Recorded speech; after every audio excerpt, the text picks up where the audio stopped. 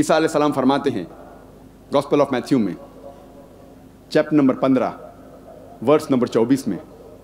मैं नहीं भेजा गया हूं लेकिन सिर्फ भटके हुए बनी इस्राएल के लिए, मैं सिर्फ यहूदियों के लिए भेजा गया हूं। लेकिन जैसे मैंने कहा कि जितने भी पैगंबर मोहम्मद सल्लल्लाहु अलैहि वसल्लम के पहले आए वो सिर्फ अपनी कौम,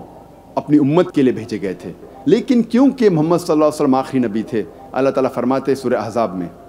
सूरह नंबर 33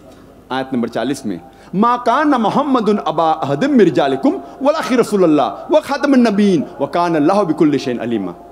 मोहम्मद सल्लल्लाहु अलैहि वसल्लम आप मर्दों में से किसके भी पिता नहीं हैं, लेकिन वो अल्लाह के रसूल है और खातमुन नबीय्यीन है, आखिरी नबी हैं, और अल्लाह सबसे बेहतर जानने वाला है। क्योंकि मोहम्मद सल्लल्लाहु अलैहि वसल्लम आखिरी नबी थे, आखिरी रसूल थे, वो सिर्फ मुसलमानों या सिर्फ अरबों के लिए नहीं भेजे गए थे। अल्लाह ताला फरमाते हैं सूरह अंबिया में सूरह नंबर 21 आयत नंबर 107 में, वमा अरसलना का इल्ला रहमतल लिल आलमीन, हमने